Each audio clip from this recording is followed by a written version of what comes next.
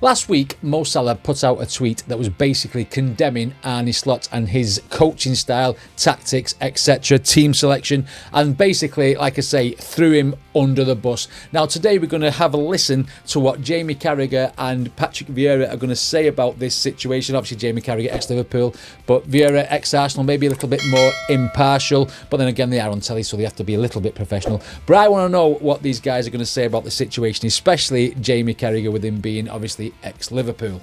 What became more pertinent for Liverpool was what happened the next day, because Mo Salah, as we know, leaving at the end of the season, and he's not going quietly. This is what he said on social media on Saturday evening. A long statement. I'm sure you've been across it. He talked. I have witnessed this club go from doubters to believers, from believers to champions. It took hard work, and I always did everything I could to help the club get there. Nothing makes me prouder than that. Salah being honest there, obviously. Us crumbling to yet another defeat this season was very painful. There's 19 instances where we've lost this season. You know what I mean? I'm a Liverpool fan myself, so obviously you'd guess that with me top. But yeah, I understand that completely. I want to see Liverpool going back to that heavy metal attacking football team. He's talking Jurgen Klopp's team, isn't he? That opponent's fair, and back to a team that wins trophies, definitely. That is the football I know how to play, and that is the identity that needs to be recovered and kept for good. Our biggest mistake this season was getting rid of Luis Diaz and that attacking drive down the left-hand side, because we've never had that since, and teams are not scared of us anymore. It cannot be negotiable. Everyone that joins the club should adapt to it. Winning some games here and there is not what Liverpool should be about. All teams win games, etc. Okay. About the club going from doubters to believers, and from believers to champions. He talked about Liverpool crumbling to yet another defeat this season, which was very painful, not what the fans deserve. He talks about the style of play. I want to see Liverpool go back to being the heavy metal attacking team that opponents fear. Yeah. And he also talked about the fact that winning some games here and there is not what Liverpool it's not good enough. Should be about. Strong stuff, and it Facts. feels like it cranked up the pressure on Arne Slot, who perhaps didn't need that right now. It feels the like thing he's is, though, a lot of fan support around Anfield from Liverpool fans. Patrick, before they talk about it, I want to get me 2 pence worth of that, but normally saying on TikTok, that said on TikTok the other day. Right, I don't think Salah necessarily wants to leave the club. I think he's put this statement out before he's left. I mean, it's a little too late because he's got one game left.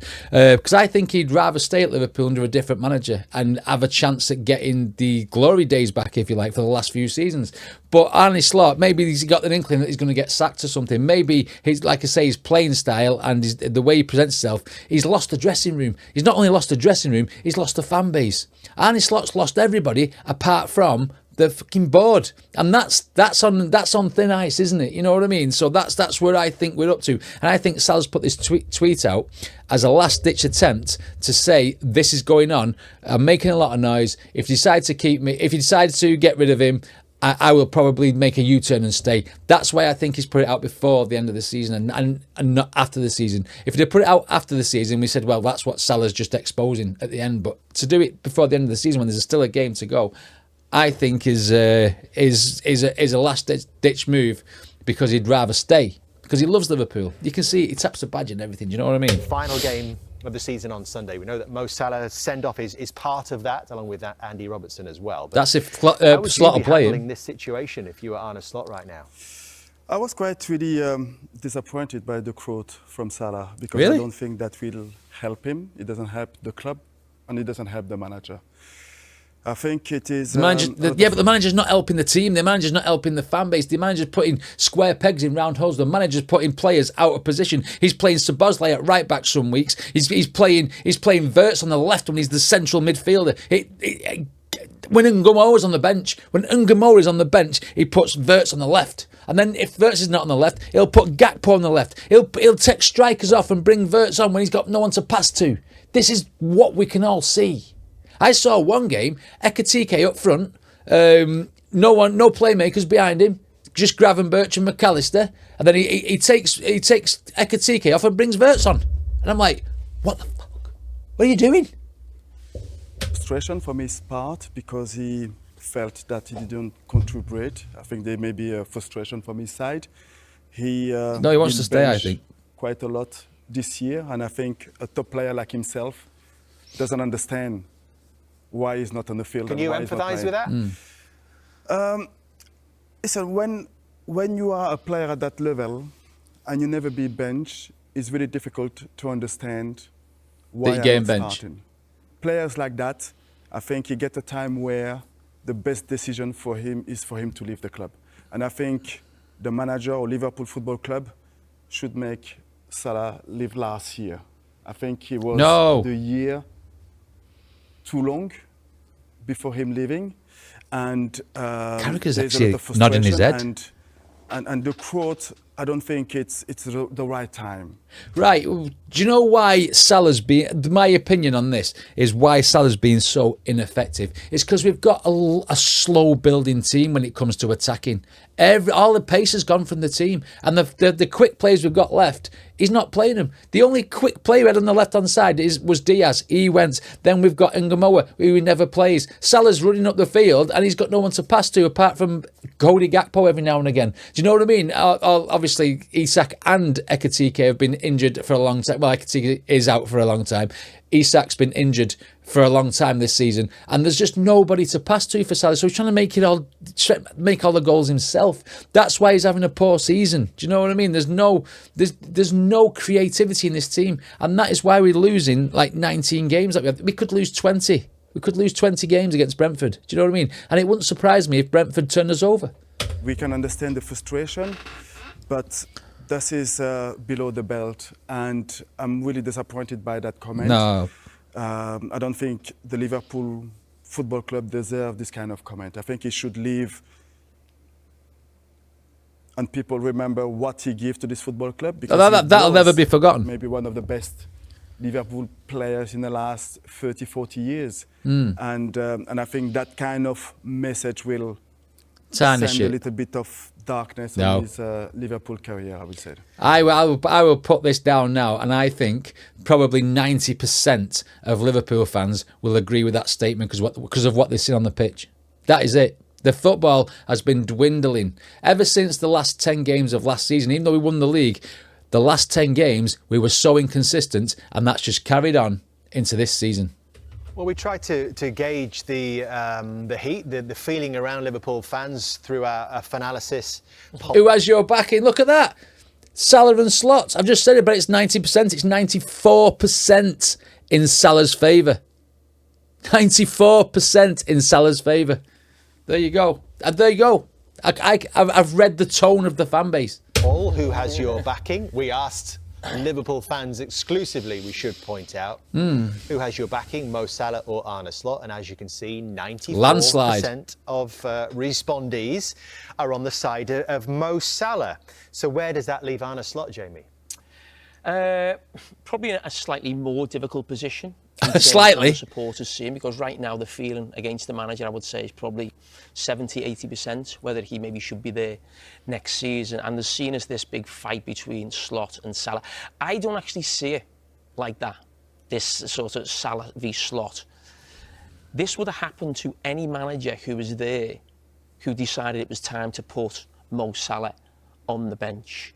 And there's a lot of talk right now about he doesn't like in the standards of the club, using a couple of Klopp's quotes, which we know will pull on the heartstring of the supporters. But Liverpool couldn't play heavy metal football right now. And one of the reasons why is because of Mo Salah. No, it's not. It's not just because of Mo Salah. It's not. It's because he's got rid of the heartbeat of the team. He's never been playing Robbo. He's a heartbeat player. He got rid of Diaz, like I said before. All the good players that we got under Klopp have been slowly leaving. Do you know what I mean? We've got teams when they play Liverpool, like last season and under Klopp, they were afraid to come out and play against us because they knew we'd hit them on that quick pressing counter attack. We don't do that anymore. We just let them run past us.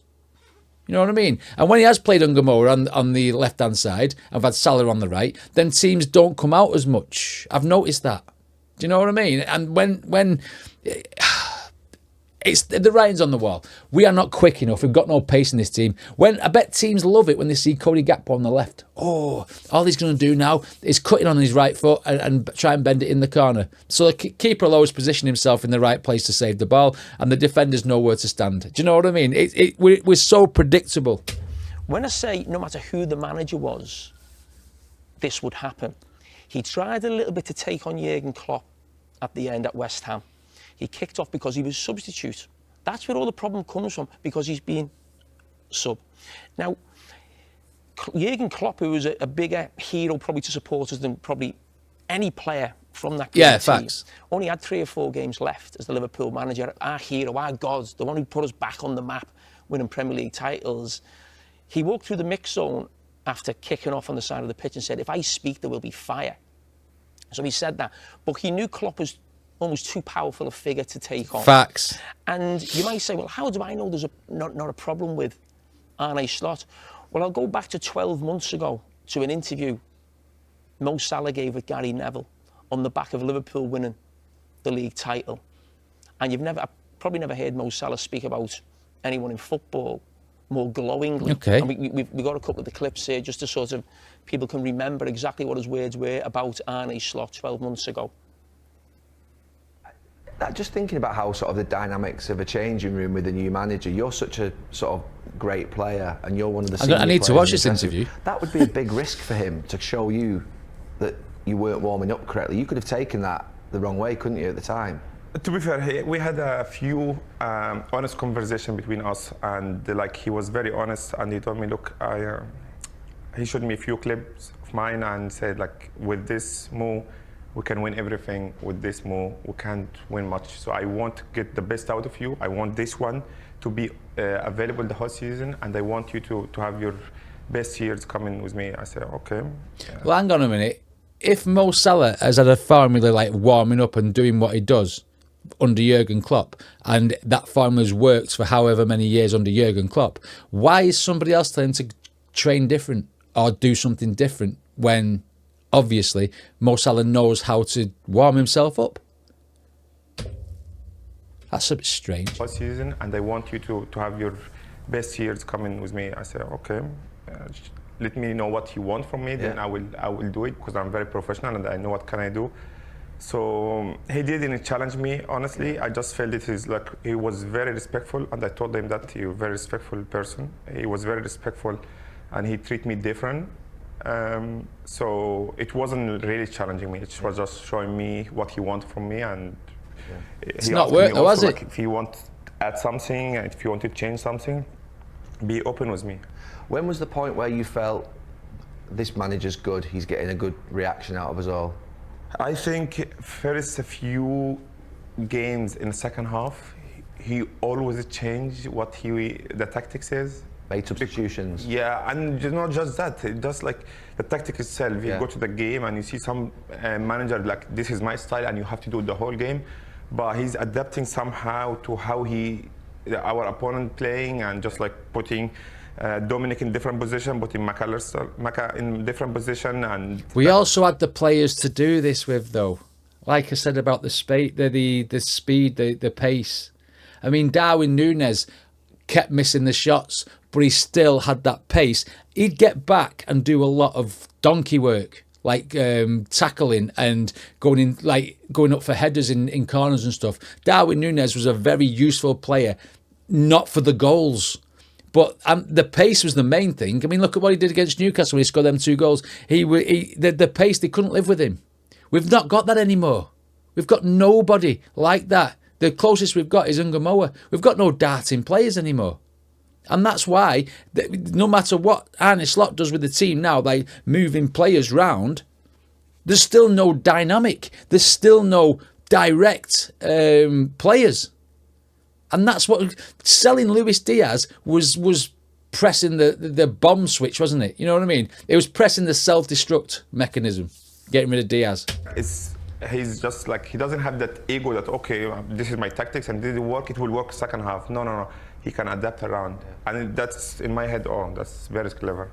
Yeah, but now he's not got the So players that for was it. Mo Salah speaking to Gary Neville in May I need to watch that interview. 2025, so the back end of last season. And he might say something entirely different now, but relationships change, circumstances change, don't they? And it's been a much less successful season for Liverpool this time round. So what It's should you not do with him successful. on Sunday? You should play him. You should. And It's the last I've game. said Mo Salah is more Salah FC than Liverpool FC. And the reason I've been critical of Mo Salah is because the fact he puts himself before the football club. Arne Slot kind of do the same, because that would be wrong. Now, if Liverpool needs a result and he thinks Mo Salah is the best person to play in the team to get him that result, he has to do that and not put himself before the club. That's what Arne Slot should do, the best thing he can do. But when I think about an interview he gave with Steven Gerrard a few weeks ago, and he mentioned that all through last season, he was thinking in his head, I want to be better than Kenny Dalglish and Steven Gerrard, the two greatest players to play for the club. I watched that interview. In a way is a selfishness, but it benefits Liverpool Football Club. No. I'm not saying that's a selfishness. That is a personal goal. I wouldn't say that was selfish.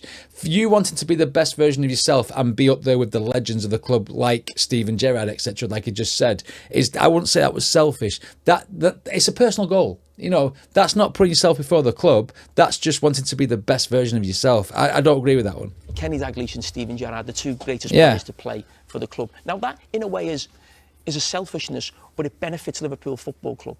If he's got that drive to be the greatest player at the club and that pushes Liverpool to a league title, that is fantastic.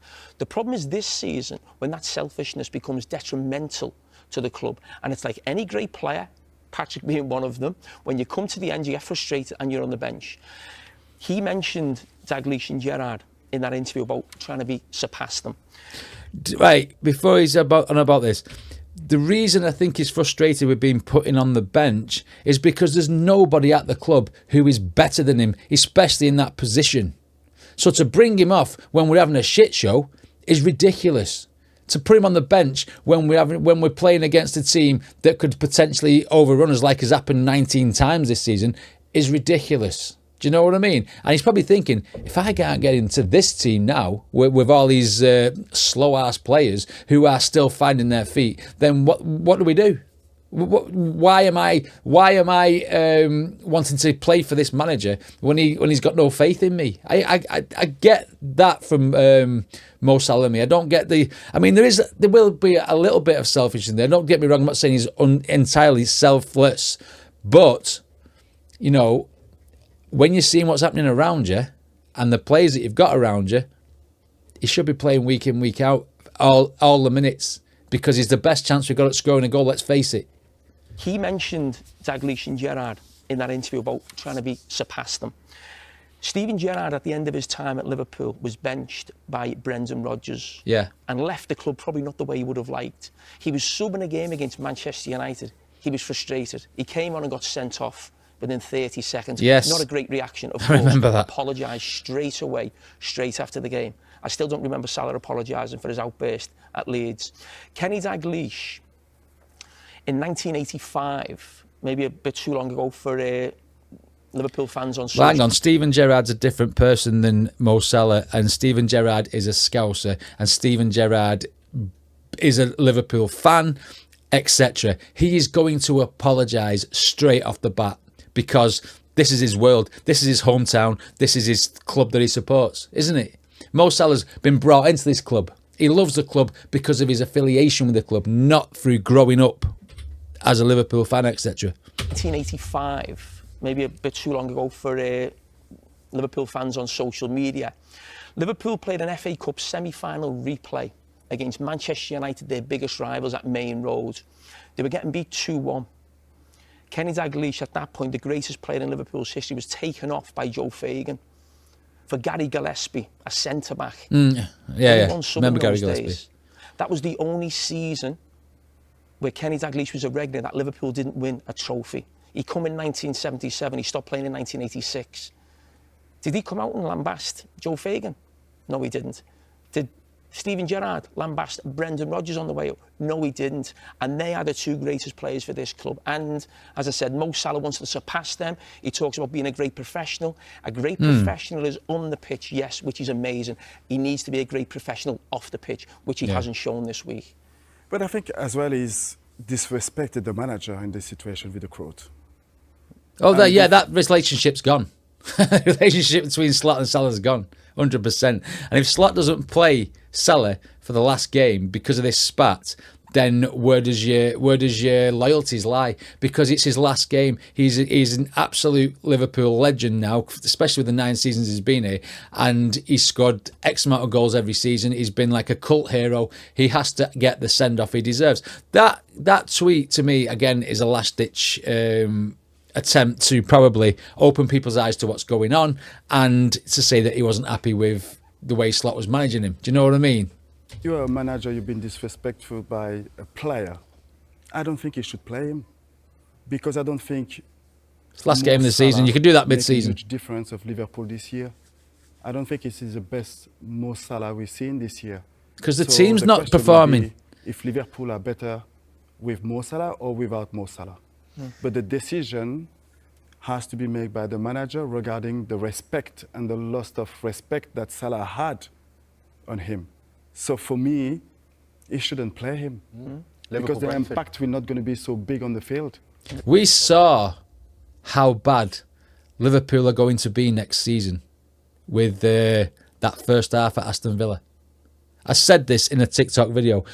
That we saw exactly how bad we are going to be next season. Because once Mo Salah goes and Robbo goes, what's going to happen? Ekitike is out until October, November maybe with that Achilles problem. We've got Alexander Isak who's had a broken leg, still recovering from it, still easing back into the team at the end of the season, so he'll need a good pre-season. But he's got something wrong with his groin now, and he may be a doubt for Brentford, right? But then again, what's going to happen anyway? Because you've got no pace down the wings. Because if you don't play Salah, then who's going to play at the right side? Szoboszlai, who's better in the middle.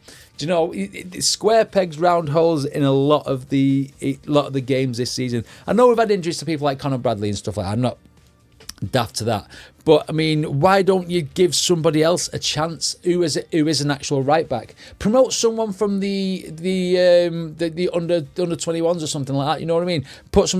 Getting Harvey Elliott to Aston Villa. Sending Harvey Elliott to Aston Villa and then putting that stupid thing on him so he can't play was the most stupid thing that I've seen this season. I mean, why Harvey Elliott was one of the best players in that World Cup under 21s tournament, and he got loads of goals and stuff. And then what did he get for it? You know, you go to Aston Villa, but you know what? We'll slap a 10-game thing on your head so that they can buy you. Harvey Elliott, I think, the guy who won the game against PSG for us in the first leg last season, you know what I mean, with that breakaway goal. It was under the cosh, I know, but he still got the goal. Harvey Elliott's a good player, and in the current team that we've got now, he will add some dynamic, he'll add some pace, and I will welcome that guy back with open arms. Not acting like he's a world beater like some people are saying, but considering what we've got, who do you have on left? Cody Gakpo or Harvey Elliott? That's the best way to say it. Do you know what I mean? And then you've got, play Wirtz in the middle and play a striker up front or 2 strikers up front. Why can't we go up with 2 strikers instead of just swapping one? Do you know what I mean? Play Isak and Ekitike when they both fit and go back to partnerships. Try and stifle teams down instead of this sideways, boring football. Aston Villa absolutely embarrassed us. They embarrassed us. We had to rely on like set pieces and headers, like a corner and a cross, to get the goals. Because we had a big man there, Virgil van Dijk. Virgil van Dijk got 2 goals against Aston Villa, and that he's not our goal scorer. He's our defender. That's how bad we are. Do you know what I mean? But yeah, going back to this. I understand why Mo Salah's done it. I think it is a last-ditch attempt to say that he wants to stay at the club, and maybe he shouldn't have done it all over Twitter or something. But then again, he had a spat earlier on in the season where he did it in the interview and with the press. So that's twice now. But something's definitely changed at this club with the manager and stuff. But we can all see that Arne Slot is putting square pegs in round holes, and that's why nothing's working. Do you know what I mean? The biggest thing for me is the players like Wirtz coming on and taking a striker off and playing strikers without Wirtz behind him, because that guy's a little magician. You say what you want about him, but he's got no one to pass to because they're off the field at the time he is, or they play him on the left Do you know what I mean? I could sit here for hours and hours and hours and say what is wrong with what is happening to our team, but I'm not going to. Anyway, what did you think of this video, guys? Let me know in the comments. Don't forget to watch the video. Can't get my words out. Don't forget to watch the original video if you haven't done so already. And if you want to subscribe to me too, I would appreciate it. We're trying to get to that 1,000 subscriber mark. Right, see you next time.